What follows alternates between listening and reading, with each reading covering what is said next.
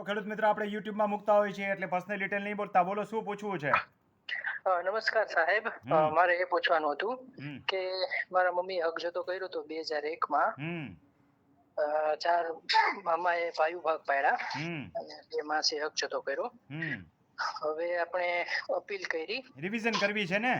હા, હવે કલેક્ટરમાં રિવિઝન કરવી છે. સર, હવે તમને ગમે એવો જવાબ આપું કે સાચો જવાબ આપું? તમારા કાનને ગમે એવો જવાબ આપું કે નો ગમે એવો જવાબ આપું? ના સાહેબ, સાચો જવાબ. સાચો જવાબ તમારી હાર થશે. સુવર્ણ અક્ષર જ્યાં લખવું એને લખી નાખજો. આ યુટ્યુબમાં કાલે વિડીયો મુકાઈ જશે. વર્ષ દિવસ પછી મને ફોન કરજો કે મારા શબ્દો સાચા હતા. બરોબર. તમારી રિવિઝન થશે નહીં, પૈસા પાણીમાં પડી જશે. તમને ગમે એ વ્યક્તિએ કીધું હોય, કોઈની સલાહ તો લીધી હશે ને એડવોકેટને? હા સાહેબ. શું કીધું એને? 50% કીધું કે 100% કીધું જીતી જશું એમ? કે 50% નહીં, એમ તો કે 10% ચાન્સ છે. 1% નહીં.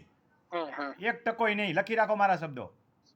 હા સાહેબ. સાચું સાંભળવું હોય તો મારો જવાબ આ છે. હા સાહેબ. બાકી રાજી થવું હોય તો હું કહું જાઓ અપીલમાં, મહેસૂલ પંચ સુધી જાઓ, કાંઈ થાય નહીં. આવી રિવિઝન ન ટકે. વિલંબ માફ જ નહીં થાય, પેલા તમને સાંભળશે જ નહીં. આવી રીતે જો વિલંબ માફ સાંભળવા મળે ને તો ન્યાયની પ્રક્રિયા ટકે જ નહીં. સમજાણું?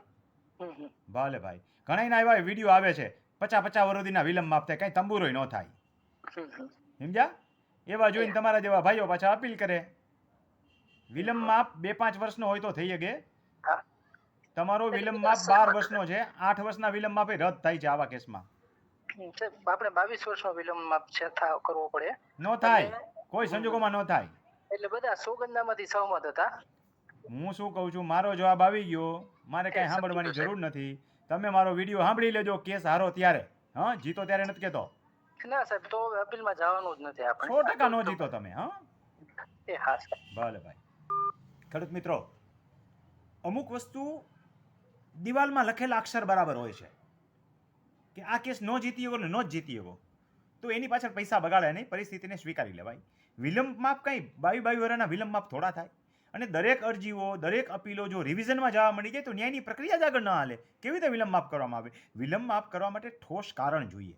છેતરપિંડી થયેલી હોય, ખોટી રીતે દસ્તાવેજ થયેલા હોય, ખોટી રીતે સહીઓ કરાવી લીધેલી હોય, મૃત વ્યક્તિના કંઈક ડોક્યુમેન્ટ એવા બોલતા હોય તમારા કે જે પ્રાઇમા ફેસી દેખાઈ આવતું હોય તો વિલંબ માફ થાય. બાકી દરેક સંજોગોમાં વિલંબ માફ ન થાય. કોઈનામાં 8 વર્ષનો વિલંબ માફ ન થાય તો કોઈમાં 16 વર્ષનો વિલંબ માફી થયેલો હોય.